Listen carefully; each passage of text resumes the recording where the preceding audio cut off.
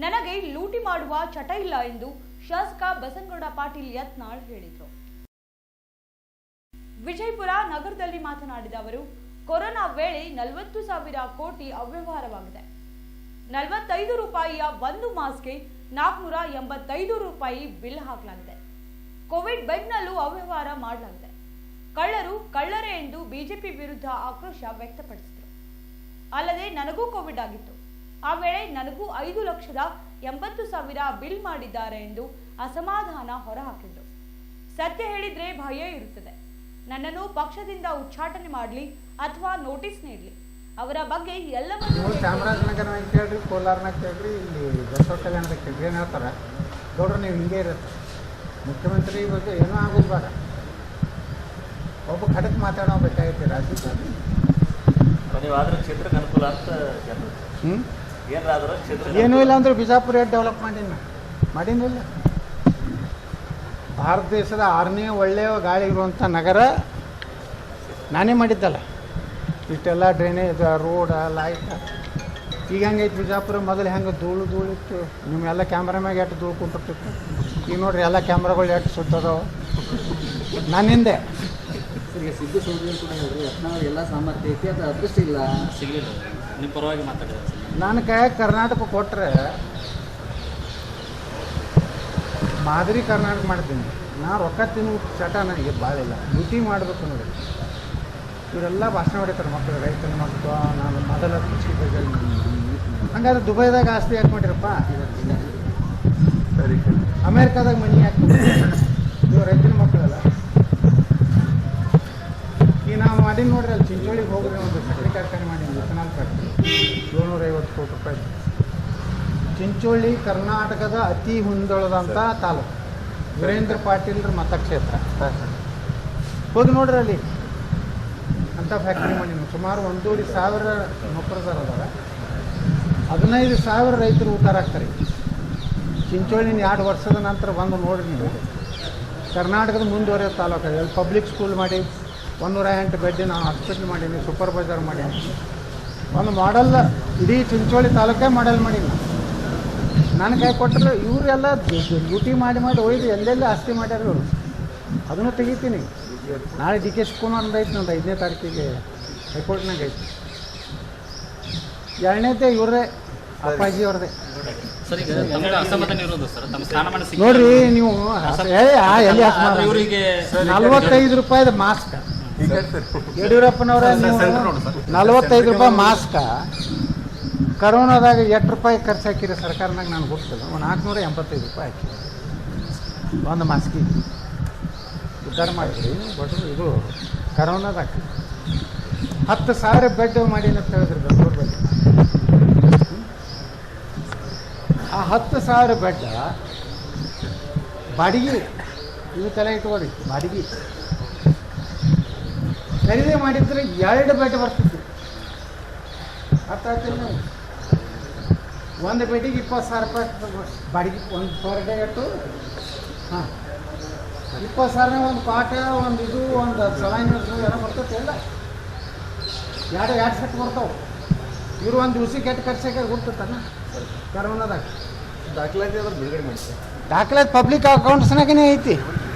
ಅದೇ H K Palri chairman ಇದ್ರು ಕೇಳ್ರಿ. ಈಗ ಶಶಿ ಪಾಲ್ ಮಾಡಿದ್ದು ಅದಕ್ಕೆ ನನಗೆ ಕೇಳಿದ್ರು, ನಾ ಎಲ್ಲ ತೆಗೆಯೋ ಅಂದ, ನಾನು ಮಾಡಲಿಲ್ಲ. ಆಯಿತಾ? ಎಷ್ಟು 1,000 ಕೋಟಿ ರೂಪಾಯಿ ಹೊಡೆದಾರ ಅದ್ರೊಳಗೆ. 40,000 ಕೋಟಿ ರೂಪಾಯಿ ವ್ಯವಹಾರ ಐತಿ ಕರೋನಾ. ಯಾರು ಬಡ ನೋಡ್ರಿ, ಒಂದು ದವಾಖಾನೆಗೆ ಒಂದು ಕರೋನಾ ಪೇಷಂಟಿಗೆ 8-10 ಲಕ್ಷ ರೂಪಾಯಿ ಬಿಲ್ ಮಾಡಿ. ನಿಮ್ಮ ಸರ್ಕಾರ ಅದೇ ಹೇಳಕತ್ತೀನ. ನಮ್ಮ ಸರ್ಕಾರ ಅಂದ್ರೆ ತುಡುಗ್ರೆ ಅಲ್ಲ, ಯಾವ ಸರ್ಕಾರ ಇದ್ರೆ ಭಾರಿ ಹೇಳವಲ್ಲ. ನಿಮ್ಮ ಸರ್ಕಾರ ಐತ್ರಿ, ನಿಮ್ಗೇನು ಪರ್ಸೆಂಟ್ ಯಾವಾಗಲೂ ದನಿ ಐತಿ. ವಿಧಾನಸಭೆ ಒಳಗೂ ನಾನು ಹೇಳಿದೆ, ನಾನು ಯಡಿಯೂರಪ್ಪಗೆ ಹೇಳಿದೆ, ಅಲ್ಲೇ ಕೂತೀವಿ.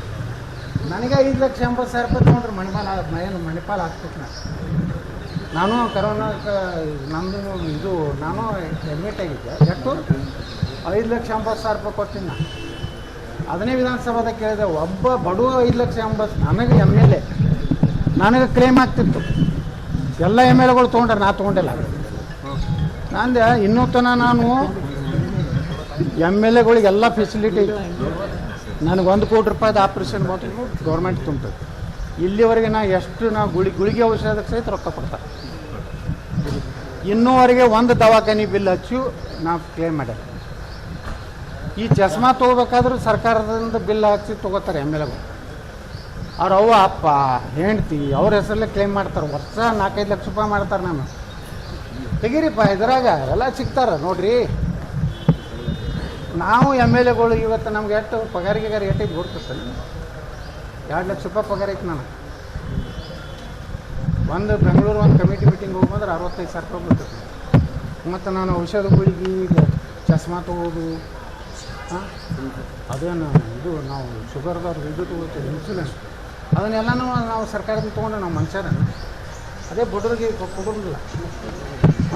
ಹಂಗೆ ಇವರೆಲ್ಲ ಮಾಡ್ಯಾರ. ಇವ್ರದ್ದೆಲ್ಲ ಇವ್ರು ಮಾಡಲಿ, ನನ್ನ ಮ್ಯಾಗ ನೋಟಿಸ್ ಕೊಡಲಿ, ಪಾರ್ಟಿದಿಂದ ಹೊರಗೆ ಹಾಕಕ್ಕೆ ನೋಡಲಿ, ಇವ್ರದ್ದೆಲ್ಲ ಬಣ್ಣ ತೆಗಿತೇನೆ. ಸರ್ ಹಾಗಾಗಿ ನೋಟಿಸ್ ಕೊಡ್ತಾ ಇಲ್ಲ ಸರ್, ಹಂಗಾಗಿನೇ ಕೊಡ್ತಾ ಇಲ್ಲ ಸರ್. ಇಷ್ಟೆಲ್ಲ ಮಾತಾಡಿದ್ದೀರಿ ಸರ್, ಇಷ್ಟೆಲ್ಲ ಮಾತಾಡಿದ್ದೀರಿ ಸರ್, ಅದು ತಿಳ್ಕೊಬೇಕು ನೀವು.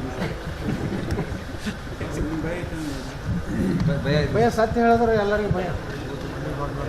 ಬೈದಲ್ಲಿ ಇಟ್ಟಿದ್ದೀರಿ ಸರ್, ಎಲ್ಲ ಬೈದಲ್ಲಿ ಹಿಡಿಯಬೇಕು ರೀ.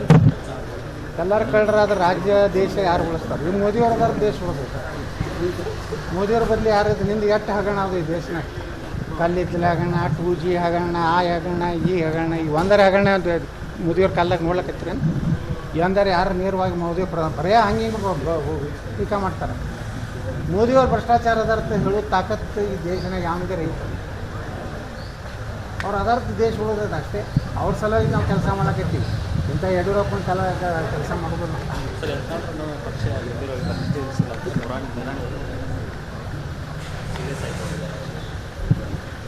ನೋಡ್ರಿ. ನೀವು ಅಂಥದ್ದು ಪ್ರಶ್ನೆಗಳು ಕೇಳ್ತೀವಿ. ಹೆಂಗೆ ಆಗ್ತಾರ ಎಲ್ಲ ಐತಿ ಮಾಲ. ಸರ್ ಏನಾಗಿದೆ ಸರ್ ಸರ್ ಮಾಲ ಅಂದ್ರೆ ಎಲ್ಲ ಅರ್ಥ ಆಗ್ತದೆ. ಅಲ್ಲ ಸರ್, ಏನು ಮಾಡಿ ಆಗಿದ್ದಾರೆ ಸರ್? ಸರ್ ಲಾಸ್ಟ್ ಟೈಮ್ ಅಲ್ಲೂ ಕೂಡ ಹೇಳಿದ್ರಿ ಸರ್, ಏನು ಮಾಡಿ ಸ್ಥಾನಗಳು ತೊಗೊಂಡ್ರು ಅಂತ ಸರ್ ಇವರು?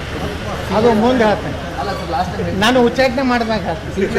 BC ಪಾಟೀಲ್ ಹೇಳ್ತಾರೆ, ಹೋಗ್ಬಿಡ್ರಿ. ಪ್ರಸಾದ್ ಅವರು ಸೇರಿ ಒಂದು ಪಕ್ಷ ಕಟ್ಟಿ BC ಪಾಲ್ರು ಅವ್ರಿಗೆ ಅಗ್ರಿಕಲ್ಚರ್ ಡಿಪಾರ್ಟ್ಮೆಂಟ್ ಅಧಿಕಾರಿಗಳು ಕೇಳ್ರಿ. BC ಪಾಲ್ರು ಕೃಷಿ ಮಂತ್ರಿ ಹಂಗಿಂತ ನೋಡಿ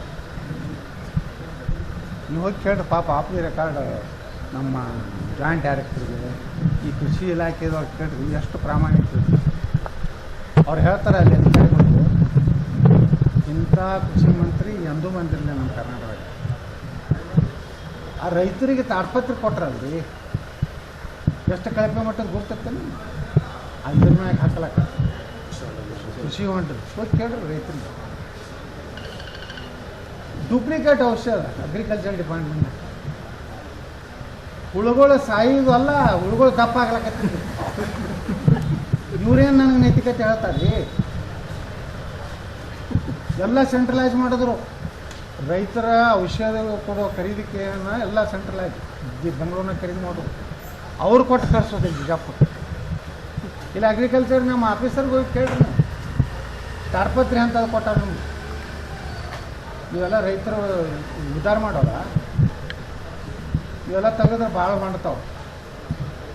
ಸರ್ ಅವ್ರು ಅನ್ನೋದ್ರ ಏನೇ ಉದ್ದೇಶ ಏನು ಸರ್? ಈಗ ಬೇರೆ ಪಕ್ಷ ಯಡಿಯೂರಪ್ಪ ಹೇಳಿರ್ತಾನೆ ಮತ್ತು ಅಲ್ಲ ಸರ್, ಬೇರೆ ಮಗ್ಗಲ ಮತಕ್ಷೇತ್ರ ಮಗ್ಗಲ ಅದು ಹಿರೇಕರೂರ ಅದು ಯಾವ್ದಾರ ಶಿಕಾರಿಪುರ. ಒಂದು ಹಳ್ಳಿ ಶಿಕಾರಿಪುರಂಗೆ ಬರ್ತೈತಿ, ಒಂದು ಹಿರೇಕರು ಬರ್ತದೆ. ಇವ್ರನ್ನ ಅವ್ರು ಸಮಾಧಾನ ಮಾಡ್ಬೇಕು, ಇವ್ರನ್ನ ಅವ್ರು ಸಮಾಧಾನ. ಸರ್ಕಾರತ್ತು ಒಬ್ಬ ಪ್ರಾಮಾಣಿಕ ಮನುಷ್ಯ ಇದ್ದಾರೆ ನಮ್ಮ ಪಕ್ಷದ MLA ಇದ್ರು. ಅವ್ರ ತಂದೆಯವ್ರು BG ಬಣಕಾರ ಸ್ಪೀಕರ್ ಇದ್ರು. KSRTC ಬಸ್ನಾಗ ಅಡ್ಡಾಡ್ತೀವಿ ಒಬ್ಬ MLA. ಇವತ್ತು ಯಾರು ನಾವು ಯಾರು ಅಡ್ಡಾಡ್ತೀವಿ ಆಟ ಪ್ರಾಮಾಣಿಕ ಮಂತನದು ಬಣಕಾರವ್ರು. ಅಂಥವ್ರು ಬಲಿ ಕೊಟ್ಟರು ಯಡಿಯೂರಪ್ಪ ತಮ್ಮ ಸ್ವಾರ್ಥಕ್ಕೆ. ಸರ್ ಯಾಕೆ ಹೈಕಮಾಂಡ್ ಸೀರಿಯಸ್ ಆಗಿ ಇಷ್ಟೆಲ್ಲ ಇಬ್ಬರು ಸಲ ಆರೋಪ ಮಾಡ್ತಾ ಇದ್ದಾರೆ? ನೀವು ಮೇಲಿನ ಮೊದಲಿಂದನೂ ನೀವು ಹೇಳ್ತಾ ಬಂದಿದ್ದೀವಿ. ಅವರಿಗೆ ಮನೆ ಹಾಕ್ತಾರೆ ಯಾಕನ್ನೋದು ನೀವೇ ಶೋಧನೆ ಮಾಡಿರಿ. ಸರ್ ಏನಾದ್ರು ಒಂದಾದ್ರೂ ಹುದ್ದೆ ಕೊಡ್ಬೇಕಂತ ಸರ್ ಅವಾಗ ಯಾರಿಗೆ? ಇಷ್ಟು ಸಚಿವ ಸ್ಥಾನ ಕೊಡ್ಬೇಕು. ಯಾರಿಗೆ? ತದನಂತರ ಇಲ್ಲ ಯಾರಿಗೆ? ನಮಗೆ ಸರ್, ನಮಗೆ ಸರ್. ನಾ ಬೇಡೇ ಇಲ್ಲಲ್ರಿ. ನಾ ಅವ್ರಿಗೆ ಹೋಗಿ ಎಲ್ಲಿ ಅಪ್ಪಾಜಿ ಅಲ್ಲಿ ನಾವು ಸಿದ್ದೇಶ್ವರ ಅಪ್ಪರಿಗೆ ಅಪ್ಪ ಅಟೆಂಡ್ ಯಡಿಯೂರಪ್ಪಗೆ ಅಪ್ಪಾಜಿ ಅನ್ನೋದು ಕಾಲು ಮುಗಿಯೋದು. ಯಡಿಯೂರಪ್ಪ ರಾತ್ರಿ ಎಲ್ಲ ವ್ಯವಸ್ಥೆ ಮಾಡೋದು ನಾವು ಮಾಡಿಲ್ಲ. ಸರ್ ಈಗ ಏನಂತಾರೆ ಸರ್, ಈಗ ಸೆಂಟ್ರಲ್ ಅಲ್ಲೂ ಯತ್ನಾಳ್ ಜೊತೆ ಯಾರು ಇದ್ದಾರೆ? ಯಾರೂ ಇಲ್ಲ BJP ಒಂಟಿ ಅದಾರ ಅನ್ನೋದು. ಜಗತ್ತಿನಾಗ ಯಾರು ಯಾರ ಜೋಡ ಇಲ್ಲ. ಅಲ್ಲ ಸರ್ ಯತ್ನ ಮುಂದೆ ಏಕಂಗೆ ಏನೋ- ಅದಾರ ಅನ್ಸಲ್ಲ. ಇಲ್ಲೊಬ್ರು. ಕರೋನಾದಾಗ ಯಾರ ಜೋಡ ಯಾರಿದ್ರು? ಅಪ್ಪ ಮಕ್ಕಳಿಗೆ ಬಂದ್ರೆ ಮಕ್ಕಳೇ ನೋಡ್ಯಾರೇನು, ಮುಟ್ಟ್ಯಾರೇನು, ಹೆಂಡತಿ ಮಕ್ಕಳ್ಯಾರು ಮುಟ್ಟ್ಯಾರೇನು? ಹಂಗೆ ನಾವು ಯಾರು ಬೇಕಾಗಿಲ್ಲ ನನಗೆ. ಜನ ನಂಗೆ ಹಿಂದದ. ನೀವು ಚಾಮರಾಜನಗರನಾಗ ಕೇಳ್ರಿ, ಕೋಲಾರನಾಗ ಕೇಳ್ರಿ, ಇಲ್ಲಿ ಬಸವ ಕಲ್ಯಾಣದಾಗ ಕೇಳ್ರಿ, ಏನು ಹೇಳ್ತಾರೆ? ಗೌಡ್ರು ನೀವು ಹಿಂಗೆ ಇರುತ್ತೆ, ಮುಖ್ಯಮಂತ್ರಿ ಬಗ್ಗೆ ಏನೂ ಆಗೋದು ಬೇಡ, ಒಬ್ಬ ಖಡಕ್ ಮಾತಾಡೋ ಬೇಕಾಗೈತಿ ರಾಜ್ಯದಲ್ಲಿ. ನೀವು ಆದ್ರೆ ಕ್ಷೇತ್ರಕ್ಕೆ ಅನುಕೂಲ ಅಂತ ಹ್ಞೂ ಏನಾದ್ರೂ ಕ್ಷೇತ್ರ ಏನೂ ಇಲ್ಲ ಅಂದ್ರೆ ಬಿಜಾಪುರ ಎಷ್ಟು ಡೆವಲಪ್ ಮಾಡಿನಿಲ್ಲ. ಭಾರತ ದೇಶದ 6ನೇ ಒಳ್ಳೆಯ ಗಾಳಿ ಇರುವಂಥ ನಗರ ನಾನೇ ಮಾಡಿದ್ದಲ್ಲ. ಇಷ್ಟೆಲ್ಲ ಡ್ರೈನೇಜ್, ರೋಡ, ಲೈಟ್. ಈಗ ಹೆಂಗೈತಿ ಬಿಜಾಪುರ? ಮೊದಲು ಹೆಂಗೆ ಧೂಳು ಇತ್ತು, ನಿಮ್ಮೆಲ್ಲ ಕ್ಯಾಮ್ರಾ ಎಷ್ಟು ಧೂಳು ಕುಂತಿರ್ತಿತ್ತು. ಈಗ ನೋಡ್ರಿ ಎಲ್ಲ ಕ್ಯಾಮ್ರಾಗಳು ಎಷ್ಟು ಸುತ್ತದವ ನನ್ನಿಂದೆ. ಈಗ ಸಿದ್ದು ಸೌದಿ ಕೂಡ ಹೇಳಿದ್ರೆ ಯತ್ನಾಳ್ ಎಲ್ಲ ಸಾಮರ್ಥ್ಯ ಐತಿ, ಅದು ಅದೃಷ್ಟ ಇಲ್ಲ. ಸಿಗಲಿಲ್ಲ. ನಿಮ್ಮ ಪರವಾಗಿ ಮಾತಾಡಿದ್ರೆ ನನ್ನ ಕೈಯಾಗ ಕರ್ನಾಟಕ ಕೊಟ್ಟರೆ ಮಾದರಿ ಕರ್ನಾಟಕ ಮಾಡ್ತೀನಿ. ನಾ ರೊಕ್ಕ ತಿನ್ನು ಚಟ ನನಗೆ ಭಾಳ ಇಲ್ಲ, ಡ್ಯೂಟಿ ಮಾಡಬೇಕು ನೋಡಿ. ಇವರೆಲ್ಲ ಭಾಷಣ ಹೊಡಿತಾರೆ ಮಕ್ಕಳು, ರೈತನ ಮಕ್ಕಳು, ನಾನು ಮೊದಲ ಕೃಷಿ ಬಗ್ಗೆ. ಹಂಗಾದ್ರೆ ದುಬೈದಾಗ ಆಸ್ತಿ ಯಾಕೆ ಮಾಡಿರಪ್ಪ? ಸರಿ ಅಮೇರಿಕಾದಾಗ ಮನಿ ಯಾಕೆ? ಇವು ರೈತನ ಮಕ್ಕಳಲ್ಲ. ಈಗ ನಾವು ಮಾಡೀನಿ ನೋಡ್ರಿ, ಅಲ್ಲಿ ಚಿಂಚೋಳಿಗೆ ಹೋಗ್ರಿ, ಒಂದು ಸಕ್ಕರೆ ಕಾರ್ಖಾನೆ ಮಾಡೀನಿ, ಇಥನಾಲ್ ಫ್ಯಾಕ್ಟ್ರಿ, 750 ಕೋಟಿ ರೂಪಾಯಿ. ಚಿಂಚೋಳಿ ಕರ್ನಾಟಕದ ಅತಿ ಹಿಂದುಳಿದಂಥ ತಾಲೂಕು, ವೀರೇಂದ್ರ ಪಾಟೀಲ್ರ ಮತಕ್ಷೇತ್ರ. ಹೋಗಿ ನೋಡ್ರಿ ಅಲ್ಲಿ ಅಂಥ ಫ್ಯಾಕ್ಟ್ರಿ ಮಾಡೀನಿ. ಸುಮಾರು 1,500 ನೌಕರದಾರ ಅದಾರ, 15,000 ರೈತರು ಉದ್ಧಾರ ಆಗ್ತಾರೆ. ಚಿಂಚೋಳಿನ 2 ವರ್ಷದ ನಂತರ ಬಂದು ನೋಡ್ರಿ ನೀವು, ಕರ್ನಾಟಕದ ಮುಂದುವರೆದ ತಾಲೂಕು. ಅಲ್ಲಿ ಪಬ್ಲಿಕ್ ಸ್ಕೂಲ್ ಮಾಡಿ, 108 ಬೆಡ್ಡಿನ ಹಾಸ್ಪಿಟ್ಲ್ ಮಾಡೀನಿ, ಸೂಪರ್ ಬಜಾರ್ ಮಾಡೀನಿ. ಒಂದು ಮಾಡೆಲ್ ಇಡೀ ಚಿಂಚೋಳಿ ತಾಲೂಕೇ ಮಾಡೆಲ್ ಮಾಡೀನಿ. ನನ್ನ ಕೈ ಕೊಟ್ಟರು. ಇವರೆಲ್ಲ ಡ್ಯೂಟಿ ಮಾಡಿ ಒಯ್ದು ಎಲ್ಲೆಲ್ಲಿ ಆಸ್ತಿ ಮಾಡ್ಯಾರ ಇವರು. ಅದನ್ನು ತೆಗಿತೀನಿ. ನಾಳೆ ಡಿ ಕೆ ಶಿವಕುಮಾರ್ ಐತಿ ನಂದು 5ನೇ ತಾರೀಕಿಗೆ ಹೈಕೋರ್ಟ್ನಾಗ ಐತಿ. 2ನೇದೇ ಇವ್ರದೇ, ಅಪ್ಪಾಜಿ ಅವ್ರದೇ. ಸರ್ ಈಗ ತಮಗೆ ಅಸಮಾಧಾನ ಇರೋದು ಸರ್, ತಮ್ಮ ಸ್ಥಾನಮಾನ ಸಿಕ್ಕ ನೋಡ್ರಿ ನೀವು ಎಲ್ಲಿ ಆದ್ರೆ ಇವರಿಗೆ 45 ರೂಪಾಯಿದ ಮಾಸ್ಕ್ ಯಡಿಯೂರಪ್ಪನವರ, ನೀವು 45 ರೂಪಾಯಿ ಮಾಸ್ಕ ಕರೋನಾದಾಗ ಎಷ್ಟು ರೂಪಾಯಿ ಖರ್ಚು ಹಾಕಿರಿ ಸರ್ಕಾರನಾಗ? ನಾನು ಗೊತ್ತಿಲ್ಲ. 485 ರೂಪಾಯಿ ಹಾಕಿ ಒಂದು ಮಾಸ್ಕಿಗೆ ಉದ್ಧಾರ ಮಾಡಿದ್ರಿ ಬಡ್ರು. ಇದು ಕರೋನಾದಾಗ 10,000 ಬೆಡ್ ಮಾಡೀನಿ ಅಂತ ಹೇಳಿದ್ರಿ ಬೆಂಗಳೂರಲ್ಲಿ. ಆ 10,000 ಬೆಡ್ ಬಾಡಿಗೆ, ಇದು ತಲೆ ಇಟ್ಕೊಳ್ಳಿ, ಬಾಡಿಗೆ ಖರೀದಿ ಮಾಡಿದ್ರೆ 2 ಬೆಡ್ ಬರ್ತಿತ್ತು. ಅರ್ಥ ಆಗ್ತಿಲ್ಲ ನೀವು? ಒಂದು ಬೆಡ್ಡಿಗೆ 20,000 ರೂಪಾಯಿ ಬಾಡಿಗೆ, ಒಂದು ಪರ್ ಡೇ ಇಟ್ಟು. ಹಾಂ, 20,000 ಒಂದು ಪಾಠ, ಒಂದು ಇದು, ಒಂದು ಸಲಾಯಿನ ಏನೋ ಬರ್ತೈತೆ ಎಲ್ಲ. 2 ಸೆಟ್ ಬರ್ತಾವೆ. ಇವರು ಒಂದು ದಿವ್ಸಕ್ಕೆ ಎಷ್ಟು ಖರ್ಚಾಗ ಗೊತ್ತಲ್ಲ ಕರೋನಾದಾಗ. ದಾಖಲಾತಿ ಅದ್ರ ಬಿಡುಗಡೆ ಮಾಡ್ತಾರೆ. ದಾಖಲಾತಿ ಪಬ್ಲಿಕ್ ಅಕೌಂಟ್ಸ್ನಾಗೇ ಐತಿ.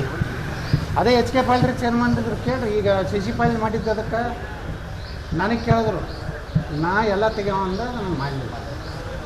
ಆಯಿತಾ? ಎಷ್ಟು 1,000 ಕೋಟಿ ರೂಪಾಯಿ ಹೊಡೆದಾರ ಅದ್ರೊಳಗೆ. 40,000 ಕೋಟಿ ರೂಪಾಯಿ ವ್ಯವಹಾರ ಐತಿ ನಮ್ಮ ಕರೋನಾ. ಯಾರು ಬಡ ನೋಡಿರಿ, ಒಂದು ದವಾಖಾನೆಗೆ ಒಂದು ಕರೋನಾ ಪೇಷಂಟ್ಗೆ 8-10 ಲಕ್ಷ ರೂಪಾಯಿ ಬಿಲ್ ಮಾಡ್ತಾರೆ.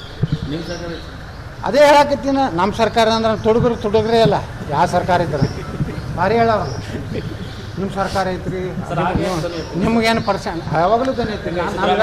ನಾನು ವಿಧಾನಸಭೆ ಒಳಗೂ ನಾನು ಹೇಳಿದೆ, ಯಡಿಯೂರಪ್ಪಗೆ ಹೇಳಿದೆ, ಅಲ್ಲೇ ಕೂತೀವಿ. ನನಗೆ 5,80,000 ರೂಪಾಯಿ ತೊಗೊಂಡ್ರೆ ಮಣಿಪಾಲ ಹಾಕ್ಬೇಕು. ನಾನು ಕರೋನಾಕ್ಕೆ ನಂದು ಇದು baby science IVF clinic now in Vijayapura. ಮಕ್ಕಳಾಗದೆ ಬಂಜಿತನ ಅನುಭವಿಸುತ್ತಿರುವ ಹೆಣ್ಣು ಮಕ್ಕಳಿಗೆ ಇಲ್ಲಿದೆ ಸುವರ್ಣಾವಕಾಶ. ಈಗ ನಿಮ್ಮ ನಗರದಲ್ಲಿ ಮಕ್ಕಳಿಲ್ಲದ ದಂಪತಿಗಳಿಗಾಗಿ ಉಚಿತ ತಪಾಸಣೆ ಮತ್ತು ಸಮಾಲೋಚನೆ ಶಿಬಿರ. Baby science IVF clinic successful in Vijayapura. Free infertility consultation, free counselling and free scanning. ಈ ಫ್ರೀ ಕ್ಯಾಂಪ್ ಪೂರ್ತಿ ಈ ಡಿಸೆಂಬರ್ ತಿಂಗಳ 30/12/2023 ಮಾತ್ರ. ಈ ಅವಕಾಶವನ್ನ ತಪ್ಪದೆ ಸದುಪಯೋಗ ಪಡಿಸಿಕೊಳ್ಳಿ. ಬಂಜೆತನ ಎನ್ನುವುದು ಚಿಕಿತ್ಸೆ ನೀಡಬಹುದಾದ ಮತ್ತೊಂದು ವಿಧದ ವೈದ್ಯಕೀಯ ಸ್ಥಿತಿಯಾಗಿದೆ. ನಮ್ಮ ಬಂಜೆತನ ತಜ್ಞರೊಂದಿಗೆ ಉಚಿತ ಸಮಾಲೋಚನೆ ಪಡೆಯಿರಿ. ಉಚಿತ ಬಂಜೆತನ ನಿವಾರಣಾ ಶಿಬಿರ. ಬೇಬಿ ಸೈನ್ಸ್ ಐವಿಎಫ್ ಕ್ಲಿನಿಕ್ನ ಖ್ಯಾತ ಹಾಗೂ ನುರಿತ ತಜ್ಞರಾದಂಥ ಡಾಕ್ಟರ್ CS ಮಂಜುನಾಥ್ ಹಾಗೂ ಡಾಕ್ಟರ್ ಶಿವಕುಮಾರ್ ಯು ಪೂಜೇರಿ ಮತ್ತು ಅವರ ತಂಡದಿಂದ ಉಚಿತ ಬಂಜೆತನ ನಿವಾರಣಾ ಶಿಬಿರ ಆಯೋಜನೆ. Free camp available in Vijaypura this month December up to 30/12/2023. ಬೆಳಗ್ಗೆ 10ರಿಂದ ಸಾಯಂಕಾಲ 6 ಗಂಟೆವರೆಗೆ ಉಚಿತ ತಪಾಸಣೆ ಹಾಗೂ ಸಮಾಲೋಚನೆ ಶಿಬಿರವನ್ನ ಆಯೋಜನೆ ಮಾಡಲಾಗಿದೆ. ಸ್ಥಳ baby science IVF clinic, Vaishnavi heights, Ibrahimpur railway gate, 1ನೇ KVG ಬ್ರಾಂಚ್ ಬ್ಯಾಂಕ್ ಎದುರು, ಬಸವನ ಬಾಗೇವಾಡಿ ರಸ್ತೆ, ವಿಜಯಪುರ. ಗರ್ಭಧಾರಣೆಯ ನಿಮ್ಮ ಯಾವುದೇ ಸಮಸ್ಯೆಗಳಿದ್ದಲ್ಲಿ ಇಲ್ಲಿಗೆ ಭೇಟಿ ನೀಡಿ. ನೋಂದಣಿಗಾಗಿ ಸಂಪರ್ಕಿಸಿ. ಮೊಬೈಲ್ ನಂಬರ್ 9916937815 ಹಾಗೂ 8123125758. ನಿಮಗೆ ಈ ಸಮಸ್ಯೆಗಳಿದ್ದಲ್ಲಿ ಇಲ್ಲಿಗೆ ಭೇಟಿ ನೀಡಿ. 1 ವರ್ಷಕ್ಕಿಂತ ಹೆಚ್ಚಿನ ಸಮಯದಿಂದ ಗರ್ಭ ಧರಿಸಲು ಪ್ರಯತ್ನಿಸುತ್ತಿದ್ದರೆ ಹಾಗೂ ಅನೇಕ ಬಾರಿ ಗರ್ಭಪಾತವಾಗಿದ್ದಾರೆ ಮತ್ತು ಅನೇಕ IUI ಅಥವಾ IVF ವೈಫಲ್ಯತೆ ಹೊಂದಿದ್ದರೆ ಮತ್ತು ವಿರ್ಯಾಣುಗಳ ಸಂಖ್ಯೆ ಕಡಿಮೆ ಇರುವುದು ಅಥವಾ ವಿರ್ಯಾಣು ಇಲ್ಲದಿರುವುದು, ಅದೇ ರೀತಿಯಾಗಿ PCOS ಸಮಸ್ಯೆ, ಫೆಲೋಪಿಯನ್ ನಾಳದಲ್ಲಿ ಅಡಚಣೆ, ಎಂಡೋಮೆಟ್ರಿಯಾಸಿಸ್ ಅಥವಾ ಗರ್ಭಾಶಯದ ಫೈಬ್ರಾಯ್ಡ್ನಂತಹ ಸಮಸ್ಯೆ ಇದ್ದರೆ ಹಾಗೂ ದ್ವಿತೀಯ ಅಭಿಪ್ರಾಯಗಳಿದ್ದರೆ ತರಬೇತಿ ಹಾಗೂ ಸಮಾಲೋಚನೆಗಾಗಿ ಭೇಟಿ ನೀಡಿ. ಅಪಾಯಿಂಟ್ಮೆಂಟ್ಗಾಗಿ ಕರೆ ಮಾಡಿ. ಮೊಬೈಲ್ ನಂಬರ್ 9916937815 ಮತ್ತು 8123125758. ನಿರಂತರ ಸುದ್ದಿಗೆ ಸಬ್ಸ್ಕ್ರೈಬ್ ಮಾಡಿ FM ನ್ಯೂಸ್ ಕನ್ನಡ ಹಾಗೂ ಬೆಲ್ ಐಕಾನ್ ಅನ್ನು ಒತ್ತಿ ನೋಟಿಫಿಕೇಶನ್ ಖಚಿತಪಡಿಸಿಕೊಳ್ಳಿ. ಧನ್ಯವಾದಗಳು.